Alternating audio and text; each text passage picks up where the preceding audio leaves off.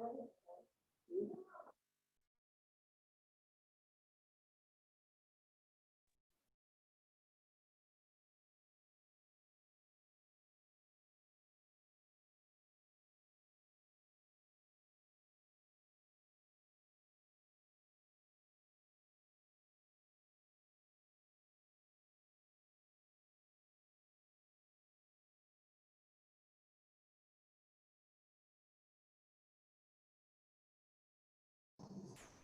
morning, everyone.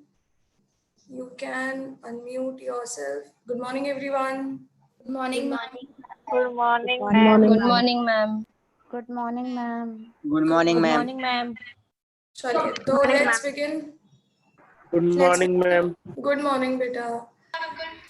Let's begin our today's session. Last हमने कहाँ तक डिस्कस कर लिया था? यूनिट 1 हमने कंप्लीट कर लिया था. लास्ट वीक आपने 2 वीडियोस देखे हैं on unit 2 that is based on demand analysis.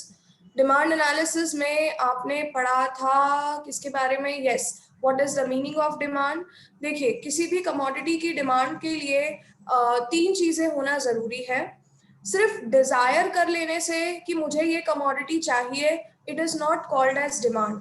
उसके लिए डिजायर के साथ साथ the second thing which should be there is willingness to buy that commodity, and next thing is what, backed by a sufficient purchasing power, as well as purchasing power होना चाहिए और साथ ही साथ आप में willingness होना चाहिए कि आप पैसे खर्च करना चाहते हो.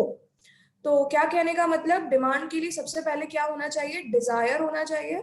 डिजायर के बाद क्या होना चाहिए? परचेसिंग पावर होना चाहिए उस कमोडिटी को खरीदने का, और परचेसिंग पावर के साथ साथ क्या होना चाहिए? पैसे खर्च करने की इच्छा भी होनी चाहिए. देन ओनली ये तीनों चीजों का कॉम्बिनेशन क्या कहलाता है? डिमांड. देन हमने पढ़ा था कि फैक्टर्स नहीं, what is the definition of demand. जब भी डेफिनेशन ऑफ डिमांड लिखते हैं तो डिमांड एक रिलेटिव कॉन्सेप्ट होता है. What is relative concept? Relative concept का मतलब है डिमांड हमेशा प्राइस और टाइम के रिलेशन में ही बताया जाता है. वंस अगेन, डिमांड हमेशा प्राइस और टाइम के रिलेशन में ही बताया जाता है. तो अलग अलग क्वांटिटीज ऑफ कमोडिटी जो एक कस्टमर, एक कंज्यूमर खरीदना चाहता है एट अलग अलग prices at a particular point of time. Various quantities of a commodity demanded by a customer at different prices but at a particular point of time. एक point पर, क्या कहने का मतलब, अलग अलग प्राइसेस पर अलग अलग क्वांटिटीज जो एक कस्टमर खरीदना चाहता है उसे हम कहते हैं क्या? क्वांटिटी डिमांडेड या फिर डेफिनेशन ऑफ डिमांड. ठीक है, इसमें कोई डाउट यहां तक? Anyone having doubt till here? Yes और no? No. So Mr. X wants to buy, या Mr. X demands 100 kg of rice. तो क्या ये complete statement होगा? Mr. X demands 100 kg of rice. क्या ये complete statement है? नहीं, complete statement नहीं है, क्योंकि it will be what, 100 kg of rice at a price of ₹2 per kg. एक तो यहाँ पर price missing था at the price of ₹2 per kg, और यहाँ पर क्या missing था? यहाँ पर point of time missing था, that is at on a day, in a week, in a month, ये missing है.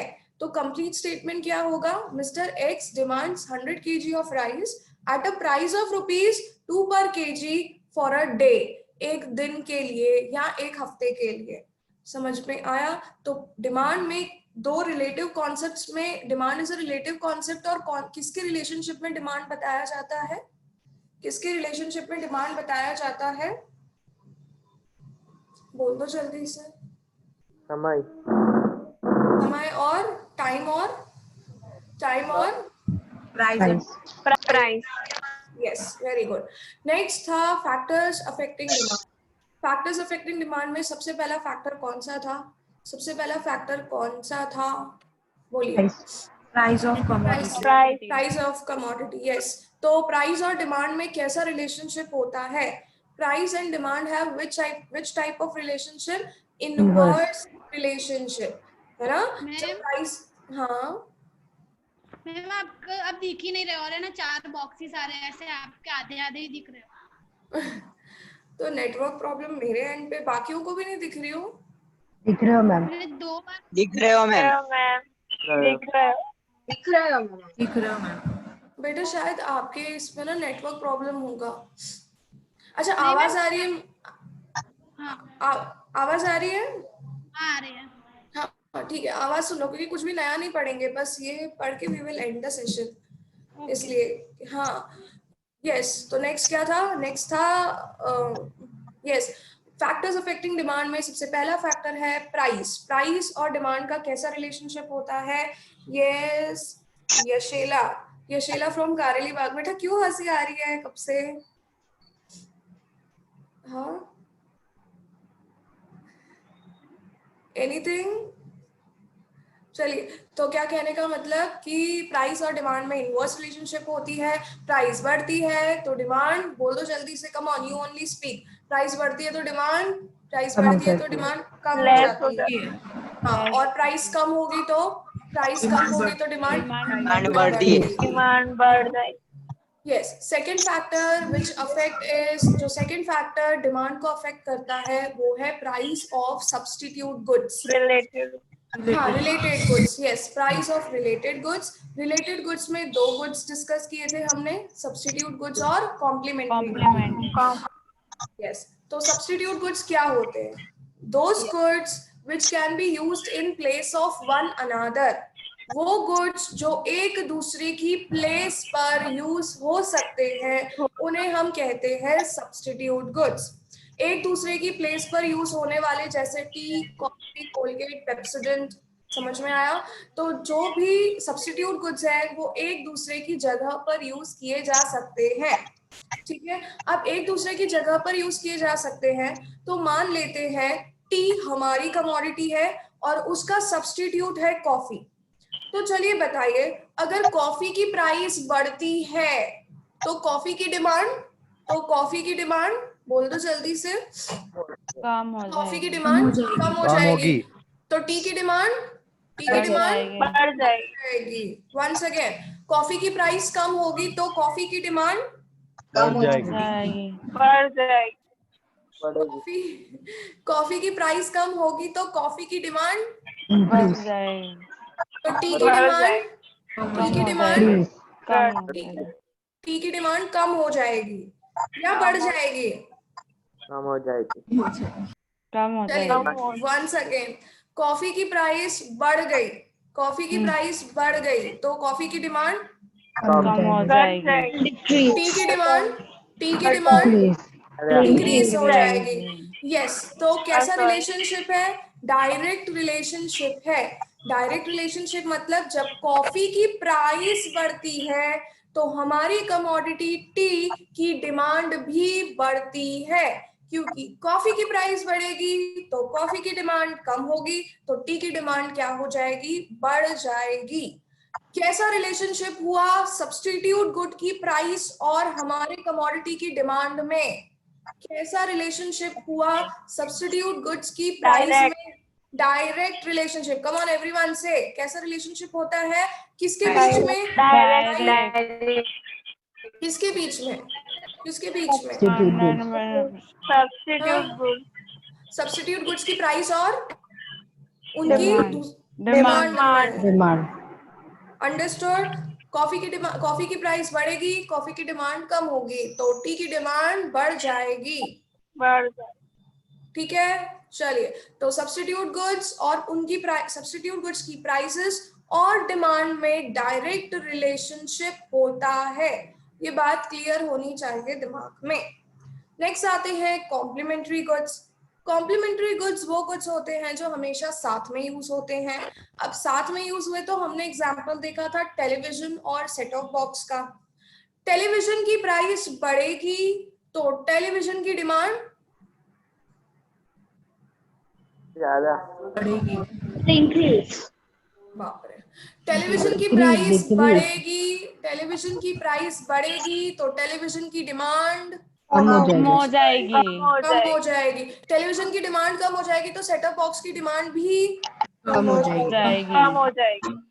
तो जब टेलीविजन की प्राइस बढ़ती है तो सेट ऑफ बॉक्स की डिमांड कम होती है, यानी कैसा रिलेशनशिप है, कैसा रिलेशनशिप है, Inverse. इनवर्स रिलेशनशिप है किसके बीच में, price of complementary Price good of- और उनकी डिमांड के बीच And में। demand. हाँ, कैसा रिलेशनशिप होता है, इनवर्स Inverse. रिलेशनशिप होता है। कोई डाउट यहाँ तक, कोई डाउट यहाँ तक? नहीं। नो। हाँ, No, यस ma'am. आयुष पूछो फ्रॉम प्रताप नगर। आपने कल कहा था कि टीवी की और फ्रिज का प्राइस बढ़े फिर भी लोग खरीदते हैं। एक और बार आपने कल एक पॉइंट लिखवाया था, आपने कल एक पॉइंट लिखवाया था जिसमें टीवी और फ्रिज की प्राइस इंक्रीज होती है लेकिन फिर भी उनकी डिमांड कम नहीं होती। वो exceptions to law of demand में था, वो हाँ, एक्सेप्शंस टू हाँ। लॉ ऑफ में। हाँ, पर अभी हम एक्सेप्शंस तो डिस्कस नहीं कर रहे ना। लेकिन आपने अभी कहा ना हम- कि अभी टीवी का प्राइस अगर बढ़ जाए तो भी डिमांड उसकी कम हो जाएगी, इसलिए मैंने आपको कहा। नहीं, हम यहाँ पर सिर्फ टीवी की बात नहीं कर रहे, हम टीवी और सेट ऑफ बॉक्स के साथ कॉम्प्लीमेंट्री गुड्स की बात कर रहे हैं। और बेटा जो आप बोल रहे हो वो जनरल कंडीशंस में ट्रू नहीं है, वो एक्सेप्शन है, वो हमेशा ट्रू नहीं होता, वो एक्सेप्शंस है। क्योंकि आज हम देखा देखी में या फिर टीवी और रेफ्रिजरेटर हमारी नेसेसिटी बन चुकी है, तो उनकी अगर प्राइसेस बढ़ भी रही है तो भी डिमांड बढ़ती है। तो यहाँ पर लॉ ऑफ डिमांड काम नहीं करता, ये एक्सेप्शन है। पर जनरल केस क्या होता है, जब भी किसी भी कमोडिटी की प्राइस बढ़ती है तो उसकी डिमांड क्या हो जाती है, कम हो जाती है। दिस इज जनरल साइकोलॉजी, और जो आप बोल रहे हो वो एक्सेप्शंस है। ठीक है, समझ में आया? यस आयुष? Yes ma'am. हाँ, तो कहाँ थे? यस, तो टेलीविजन हो गया। अच्छा चलिए इसको टेलीविजन लेते, कार और पेट्रोल देख लेते हैं। वहां पे भी ऐसा ही होगा, कार की प्राइस बढ़ेगी तो कार की डिमांड, कार की प्राइस बढ़ेगी तो कार की डिमांड कम हो जाएगी, तो पेट्रोल की डिमांड भी कम हो जाएगी। कम हो जाएगी। तो कॉम्प्लीमेंट्री गुड्स की प्राइसेस और उनकी डिमांड में इनवर्स रिलेशनशिप होता है। अंडरस्टूड? क्लियर? चलिए, नेक्स्ट फैक्टर था इनकम ऑफ कंज्यूमर। जब भी इनकम ऑफ कंज्यूमर एक्सप्लेन करना है तब 3 पॉइंट्स एक्सप्लेन करने हैं, नॉर्मल गुड्स, देन कम्स अपना neutral goods and then is inferior goods. तो नॉर्मल गुड्स या लग्जूरियस गुड्स के केस में जब भी इनकम कंज्यूमर की बढ़ती है, कंज्यूमर की इनकम बढ़ेगी तो गुड्स की डिमांड भी बढ़ेगी। अंडरस्टूड? समझ में आया? ऑब्वियसली अगर हमारी इनकम ज्यादा है तब हम एसी प्रेफर करेंगे ओवर कूलर्स। तो लग्जूरियस गुड्स और नॉर्मल गुड्स के केस में जब इनकम कंज्यूमर की बढ़ती है तो डिमांड भी, come on everyone tell, demand भी बढ़ेगी। यस एवरीवन, डिमांड भी बढ़ेगी। यस। नेक्स्ट इज सेकेंड वाला है न्यूट्रल गुड्स। अगर इनकम बढ़ती है तो न्यूट्रल गुड्स की डिमांड, इनकम बढ़ती है तो न्यूट्रल गुड्स की डिमांड, बोलो Same. एवरीवन, क्या Same ही रहते हैं। क्यों सेम रहती है, क्यों सेम रहती है? क्योंकि जो वो गुड्स है वो चाहिए वो तो हम necessity प्रेफर में करने वाले हैं, डेली Yes. गुड्स है वो। हाँ, डेली गुड्स, वो तो उतने ही खाएंगे। ऐसा तो है नहीं कि इनकम बढ़ गई तो नमक ज्यादा खाने लग जाओगे, ऐसा तो होता नहीं है। अंडरस्टूड? तो न्यूट्रल गुड्स जैसे कि सॉल्ट हो गया, जैसे कि वाइटल मेडिसिन, एसेंशियल मेडिसिन हो गई जो आपको लेनी ही है। तो जैसे बीपी की गोली है तो बीपी की गोली तो रोज सुबह खानी ही है, पर अगर ऐसा तो है नहीं कि इनकम बढ़ गई तो ज्यादा गोलियां खाने लग जाएंगे, ऐसा नहीं होता। इसलिए न्यूट्रल गुड्स की डिमांड वैसी की वैसी ही रहती है। और इसका जो डिमांड का ग्राफ है वो पैरेलल टू व्हाट एक्सिस है, पैरेलल टू वाई एक्सिस रहता है। क्योंकि प्राइस कितनी भी बढ़ जाए क्वांटिटी डिमांडेड उतनी की उतनी ही रहती है। अंडरस्टूड? क्लियर सबको? चलिए नेक्स्ट पॉइंट क्या था?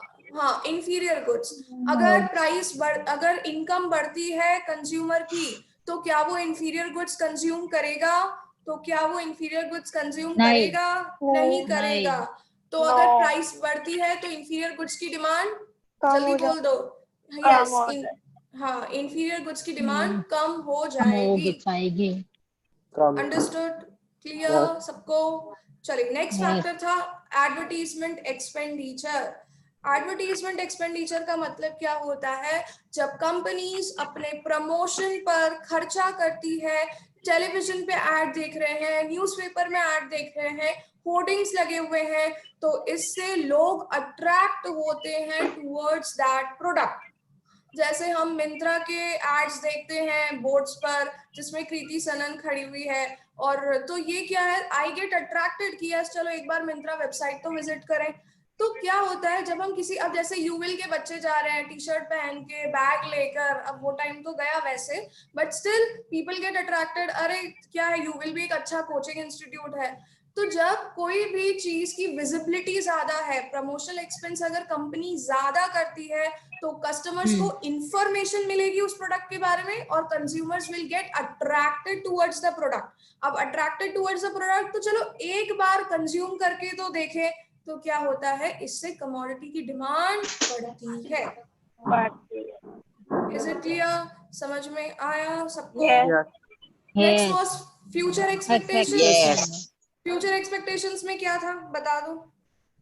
If consumer expect that prices of a particular commodity is going to rise in future, then its demand increases at present. Yes, अगर हम एक्सपेक्ट करते हैं कि फ्यूचर में किसी की प्राइस, किसी कमोडिटी की प्राइस, बोलो फ्यूचर में किसी कमोडिटी की प्राइस बढ़ेगी, तो डिमांड आज बढ़ जाएगी। ज्यादा होगी। Demand at present. यस ज्यादा होगी। और अगर हम फ्यूचर में एक्सपेक्ट करते हैं कि अरे प्राइस कम होने वाली है, तो आज तो उसकी डिमांड कम। डिमांड को कम हो जाएगी। अभी कम हो, यस अभी कम हो जाएगी। जैसे ओनियंस के केस में होता है, सब लोगों के घर में ओनियंस बारिश से पहले रख लेते हैं, क्यों? क्योंकि बाद में प्राइसेस बहुत बढ़ने वाली है, फ्यूचर एक्सपेक्टेशन ये है कि प्राइसेस बढ़ेगी, तो अभी उसको खरीद लो, तो डिमांड एट प्रेजेंट भी बढ़ती है।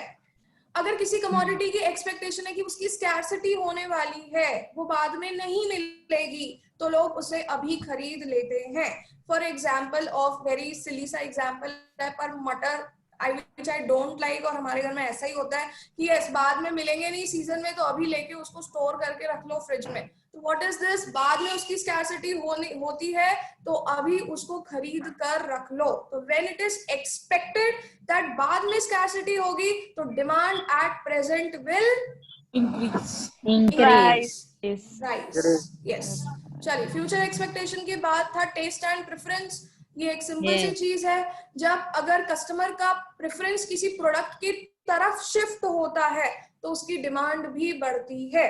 जैसे आज हेल्थ ड्रिंक्स के तरफ हमारा प्रेफरेंस ज्यादा है, योगा की तरफ हमारा प्रेफरेंस ज्यादा है, तो योगा टीचर और योगा रिलेटेड कंटेंट की डिमांड बढ़ रही है। जब मान लीजिए फैशन आ जाता है किसी चीज का, तो भी हमारा प्रेफरेंस उस प्रोडक्ट की तरफ शिफ्ट होता है। Our preference shift towards the product, तो उसकी डिमांड क्या होगी, बढ़ेगी। अंडरस्टूड? जब हमारा प्रेफरेंस किसी प्रोडक्ट की तरफ शिफ्ट होता है, तब उस कमोडिटी की डिमांड बढ़ जाती है। यस, चलिए नेक्स्ट वाज बढ़ेगी। हाँ चलो, future expectations. Size and composition of population. Size and composition of population. भाई अगर किसी एरिया में पॉपुलेशन ज्यादा बढ़ेगी, तो वहां पर डिमांड ऑफ गुड्स भी ज्यादा बढ़ेगी। और कंपोजिशन, हाँ कंपोजिशन का मतलब क्या होता है? कंपोजिशन मतलब बता दो, मैंने एक्सप्लेन किया था, बोलो। कंपोजिशन यानी पॉपुलेशन में किस एज ग्रुप के लोग ज्यादा हैं, Children and old people. हाँ किस एज ग्रुप के पीपल ज्यादा हैं। अगर चिल्ड्रन ज्यादा है, तो उस एरिया में चिल्ड्रन रिलेटेड प्रोडक्ट ज्यादा बिकेंगे। ओल्ड पीपल है तो मेडिसिन ज्यादा बिके, ऐसा नहीं बोल रही मैं, पर ऐसा जनरल होता है, ठीक है। चलिए, तो क्या कहने का मतलब कि कंपोजिशन का मतलब होता है कि पॉपुलेशन में ज्यादा लोग किस एज ग्रुप के हैं, ठीक है। चलिए नेक्स्ट था साइज एंड कंपोजिशन के बाद कौन सा फैक्टर था? Availability of factor. हाँ, ये सबके साथ ये आज बिल्कुल ही बोलते ना एप्ट एग्जाम्पल, सूटेबल चीज है कि आज ऐसा ही हुआ है जब क्रेडिट फैसिलिटीज अवेलेबल होने लगी है हमें, तो हम दूसरी जो महंगी चीजें हैं वो खरीदने लगे हैं। क्यों? क्योंकि हमें एक टाइम पे सारा पैसा नहीं देना पड़ता, हफ्ते भरना हमें ज्यादा इजी लगता है। तो हम मोबाइल फोन्स, हम रेफ्रिजरेटर्स, हम टेलीविजन, हम एसी सब आजकल हफ्ते पे खरीदते हैं, क्योंकि अवेलेबिलिटी ऑफ क्रेडिट फैसिलिटीज से ये कन्वीनियंट हो गया है कि एक टाइम पे पैसे भरने के बजाय हम बाद में इंस्टॉलमेंट्स में भर लेंगे। तो demand of goods due to availability of credit facilities क्या हो गई है? बढ़ गई है। Increase. डिमांड, यस, गुड्स की डिमांड बढ़ गई है क्योंकि क्रेडिट फैसिलिटीज बढ़ गई हैं। ठीक है, चलिए next was Weather and climatic conditions. conditions. Weather ये तो मुझे condition. नहीं लगता कि मुझे समझाने की जरूरत है। वेदर जिस चीज का होगा उस चीज की डिमांड बढ़ेगी। Yes, next was last Distribution of income. Income. अगर सब लोग, सबका विकास होगा, यानी everyone will get equal distribution of income होगा, तो डिमांड ऑफ गुड्स भी ज्यादा हो जाएगा। अगर इक्वल डिस्ट्रीब्यूशन ऑफ इनकम नहीं है, कुछ सेक्शन ऑफ लोग ही रिच हैं, तो डिमांड ऑफ गुड्स कम होगी, क्योंकि poor section of society goods को अफोर्ड नहीं कर पाएंगे। इसलिए डिस्ट्रीब्यूशन ऑफ इनकम में there should be equal distribution of income, तो ही डिमांड ऑफ गुड्स ज्यादा होगी। ठीक है, चलिए नेक्स्ट चीज जो हमने डिस्कस की थी वो law of demand. Law of demand यानी प्राइस बढ़ती है तो डिमांड कम होती है। कम होती है। प्राइस कम होती है तो डिमांड बढ़ जाती है। Other factors remaining constant. Yes, बाकी जितने भी फैक्टर्स डिस्कस किए वो सब क्या होने चाहिए? कांस्टेंट, उनमें कोई चेंज नहीं आना चाहिए। चलिए what is demand schedule? Demand schedule क्या होता है? Demand schedule is a tabular representation of various quantities for a commodity demanded at different prices. खुशबू, क्या मतलब हुआ इसका? यही पढ़ती खाली। अरिथमेटिक एक रिप्रेजेंटेशन। टेबुलर रिप्रेजेंटेशन है क्वांटिटीज का और उनकी प्राइसेस कमोडिटी और उसकी प्राइस। यस, जब हम डिमांड ऑफ अ कमोडिटी और उनकी प्राइसेस को एक टेबल में रिप्रेजेंट करते हैं तो वो होता है डिमांड शेड्यूल। ठीक है, चलिए डिमांड शेड्यूल को जब आप ग्राफ पर रिप्रेजेंट करते हो तो वो बनता है डिमांड कर्व। ठीक है, तो डिमांड कर्व कैसा होता है शेप में? It is downward sloping from left to right. ठीक है, चलिए नेक्स्ट आते हैं एक्सेप्शंस। एक्सेप्शंस यानी लॉ फीचर्स। चलिए features of law of demand में सबसे पहला आता है ये इनवर्स रिलेशनशिप शो करता है। ठीक है, दूसरा बाकी सारे फैक्टर्स को क्या माना है? बाकी सारे फैक्टर्स को सेम माना है, कांस्टेंट। तीसरा, demand is a passive factor. Demand is a passive factor मतलब क्या? डिमांड डिपेंडेंट है किस पर? प्राइस पे। कमोडिटी पे नहीं, प्राइस पर। डिमांड डिपेंडेंट है किस पर? प्राइस। हाँ, प्राइस बढ़ेगी तो डिमांड कम होगी, प्राइस कम होगी तो डिमांड बढ़ेगी। तो demand is a dependent variable here, that's why demand is called as a passive factor. ठीक है, चलिए नेक्स्ट क्या था? Causes, reasons, right? यस, हाँ, लॉ ऑफ डिमांड क्यों काम करता है? What is the reason of law of demand? सबसे पहला आता है इनकम इफेक्ट। देखिए, जब मार्केट में चीजें सस्ती होने लगती हैं, जब मार्केट में चीजें क्या हो रही हैं? सस्ती होंगी, तब लोगों की इनकम नहीं बढ़ती। लोगों की इनकम तो उतनी है पर उनका परचेसिंग पावर बढ़ता है। क्यों परचेसिंग पावर बढ़ता है? भाई पहले जो चीज 10 रुपए की मिलती थी अब वो 8 रुपए की मिल रही है, तो 2 रुपए जेब में बच रहे हैं। इसलिए जब पैसे बचते हैं तो परचेसिंग पावर लोगों का बढ़ता है। समझ में आया? अब परचेसिंग पावर बढ़ेगा तो ऑब्वियसली चीजें ज्यादा डिमांड करेंगे। इसलिए जब प्राइस कम होती है तब डिमांड बढ़ती है। बढ़ जाती है। चलिए बताइए इनकम इफेक्ट का मतलब क्या होता है? इनकम बढ़ रही है क्या कंज्यूमर की? Purchasing power. नहीं परचेसिंग नहीं, पावर खाली बढ़ रहा है कंज्यूमिंग। उसका। हाँ, परचेसिंग पावर बढ़ रहा है क्योंकि उसके कंज्यूमर, हाँ कंज्यूमर के पास पैसे बच रहे हैं, बच तो रहे वो हैं, डिमांड बढ़ेगी। इनकम बढ़ी तो परचेसिंग पावर बढ़ेगी ना।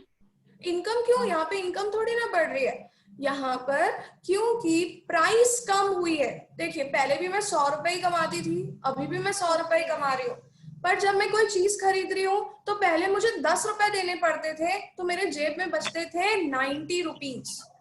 पर अब उसी पेन को खरीदने के लिए मेरे को 8 रुपए देने पड़ रहे हैं, तो मेरे जेब में बचले कितने? 92 रुपीज।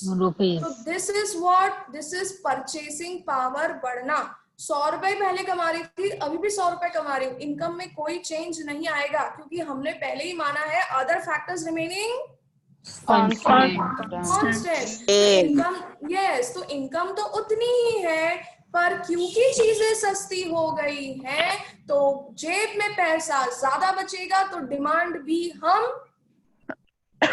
ज्यादा करेंगे। डन। नेक्स्ट था सब्स्टिट्यूशन इफेक्ट। अब सब्स्टिट्यूशन इफेक्ट कहता है कि जब हमारे गुड की प्राइस कम होती है, किसी कमोडिटी की प्राइस कम होती है, तब वो सस्ती हो जाती है इन कंपैरिजन टू उसके सब्स्टिट्यूट्स। जब कोलगेट की प्राइस कम होगी तो Colgate will become cheaper as compare to its substitutes. तो लोग सब्स्टिट्यूट्स छोड़कर कोलगेट पर आ जाएंगे, इसलिए कोलगेट की डिमांड बढ़ गई। समझ में आया सब्स्टिट्यूशन इफेक्ट? यानी लोग सस्ती चीजें प्रेफर करते हैं। अगर सेम चीज अगर सस्ती मिल रही है तो हम वो प्रेफर करेंगे, तो लोग सब्स्टिट्यूट्स को छोड़कर कोलगेट पर आ जाएंगे, इसलिए क्या होगा? कोलगेट की डिमांड बढ़ जाएगी। Next was exceptions of law of demand. Exceptions में सबसे पहला आता है स्नॉब अपील। स्नॉब अपील मैंने पेंटिंग के जरिए समझाई थी। किसी भी एग्जीबिशन में जाते हैं, एक पेंटिंग देखते हैं, कुछ भी समझ नहीं आता है, ऐसा लगता है यार ये पेंटिंग क्या है, इसमें क्या बना हुआ है, मॉडर्न आर्ट, हमको कुछ समझ नहीं आ रहा, पर उसकी प्राइस है 2 लाख रुपए, तो लोग खरीदते हैं भाई 2 लाख रुपए की, यार कुछ तो इसमें है अच्छा। तो क्या हुआ? कुछ चीजें ऐसी हैं जिनके साथ स्नॉब अपील जुड़ी हुई है, यानी वो स्टेटस सिंबल कहलाती हैं, और वो तभी बिकेंगी जब उनकी प्राइस ज्यादा होगी। अब यही पेंटिंग अगर 2000 रुपए में मिलेगी तो कोई नहीं खरीदेगा, यार 2000 रुपए इसके लिए क्या दूं। पर अगर यही पेंटिंग 2 लाख रुपए में मिलेगी तो it is a status symbol, rich people के लिए एक स्टेटस सिंबल हो जाएगा, यार खरीदना चाहिए, यार कुछ अलग ही है इस पेंटिंग में। तो what happens, there are certain commodities जिसके साथ स्टेटस सिंबल लगा हुआ है, डायमंड्स हो गए, तो ये क्या है, इनकी प्राइस ज्यादा है जब भी इनकी वैल्यू है और लोग इन्हें खरीदते हैं। अगर इनकी प्राइस कम हो जाएगी तो they will lose their status symbol, इनका स्टेटस सिंबल का कोई सेंस नहीं रहेगा, तो लोग इन्हें खरीदेंगे भी नहीं। तो यहाँ पर लॉ ऑफ डिमांड उल्टा हो गया, प्राइस ज्यादा है जब भी इनकी डिमांड भी ज्यादा है। अगर इनकी प्राइस कम हो जाएगी तो इनकी कोई वैल्यू नहीं रहेगी और इनकी क्या हो जाएगी? डिमांड कम हो जाएगी। नेक्स्ट बता दो क्या होगा नेक्स्ट? Given goods. यस, अब देखिए हम सबने ये देखा है, इट इज वेरी कॉमन, जब भी हम सब्जी लेने जाते हैं तब साइड में अलग से कुछ टमाटर रखे रहते हैं जिनकी क्वालिटी थोड़ी कम होती है। पर क्या होता है, अभी बारिश के सीजन में जब प्राइसेस बढ़ रही होती है तो कंज्यूमर्स नॉर्मल यानी अच्छी क्वालिटी के गुड्स अफोर्ड नहीं कर पाते, तो वो लोग कौन सी गुड्स ज्यादा खरीदते हैं? इंफीरियर गुड्स ज्यादा खरीदते हैं। तो यहाँ पर क्या हो रहा है, प्राइस बढ़ रही है टमाटोज की, पर फिर भी डिमांड ऑफ इंफीरियर टमाटोज बढ़ रहा है। तो क्या हुआ? लॉ ऑफ डिमांड फेल हो गया। लॉ ऑफ डिमांड कहता है साक्षी बेटा म्यूट, हाँ, लॉ ऑफ डिमांड यहाँ फेल हो गया। क्यों? क्योंकि जब प्राइस बढ़ रही है तो भी इंफीरियर गुड्स की डिमांड बढ़ रही है, डायरेक्ट रिलेशनशिप आ गया है। नेक्स्ट आते हैं, अच्छा एक चीज जो मैं स्नॉप अपील के साथ बताना चाहूंगी, it was given by Veblen, लिखा है ना? हाँ, वो जरूरी है, Yes. एमसीक्यू में पूछते हैं। और Giffen goods was given by economist Robert Giffen, sir Robert Giffen. नहीं लिखा है तो लिख लीजिए, Giffen goods was given by Robert Giffen. लिखा है ना? चलिए ठीक है। अब आते हैं, गिफन गुड्स हो गए, उसके बाद नेक्स्ट आता है क्या? Why law of demand does not work. Law of demand emergencies में काम नहीं करता। इमरजेंसीज आने, वॉर हो गया है, फ्लड्स आ गए हैं, तो चीजों की प्राइसेस बढ़ जाती हैं। हाँ, अर्थक्वेक आ गया है तो चीजों की प्राइस क्या हो जाएगी? बढ़ जाएगी। पर फिर भी लोग उन्हें कंज्यूम तो करेंगे क्योंकि पेट तो भरना है, हंगर सैटिस्फाई करना है। तो no matter prices are high, still people will buy those commodities. जैसे वॉर के टाइम में, इमरजेंसीज के टाइम में बेसिक गुड्स की प्राइसेस बढ़ जाती हैं, मिल्क, वेजिटेबल्स, पर फिर भी लोग उन्हें खरीदते हैं। तो यहाँ पर लॉ ऑफ डिमांड काम नहीं करता है। अंडरस्टूड? क्लियर? नेक्स्ट था कॉन्स्पिशियस नेसेसिटी। कॉन्स्पिशियस नेसेसिटी, जैसे आयुष ने कहा कि कुछ चीजें नेसेसिटी बनती जा रही हैं, तो भले ही उनकी प्राइसेस हाई क्यों ना हो, हमें वो चाहिए ही। जैसे व्हीकल्स, आज एक जगह से दूसरी जगह जाने के लिए हमें व्हीकल चाहिए ही, तो भले ही एक्टिवा और बाइक्स की प्राइस बढ़ क्यों नहीं रही है, still we are buying them because they have become necessity. तो यहाँ पर लॉ ऑफ डिमांड फिर काम नहीं कर रहा, प्राइसेस बढ़ रही हैं पर फिर भी हम उन्हें खरीद रहे हैं, तो डिमांड भी बढ़ रही है। Next was demonstration effect. भाई नहीं, emergencies. हो गया। बेटा पहले समझा दिया ना? हो गया था। हो गया।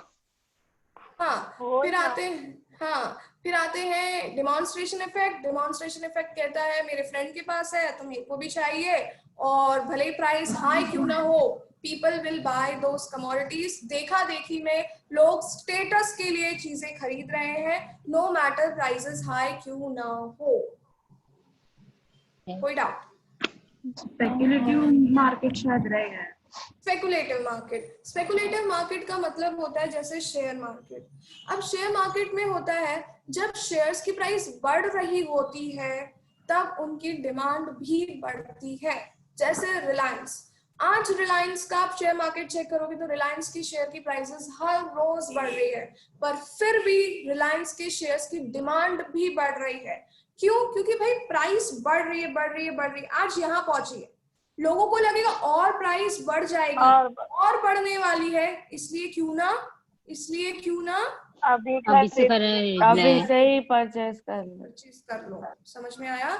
तो जब स्पेकुलेटिव मार्केट में प्राइसेस या तो कंटिन्यूअसली बढ़ रही होती है या किसी शेयर की प्राइस कंटिन्यूअसली कम हो रही होती है, तो जब बढ़ रही होती है तो डिमांड, प्राइसेस बढ़ रही है फिर भी डिमांड बढ़ रही है। क्यों? क्योंकि अभी इतनी पहुंची है, स्पेकुलेट करते हैं हम फोरकास्ट करते हैं, हम एज्यूम करते हैं कि आगे और बढ़ सकती है, बढ़ेगी।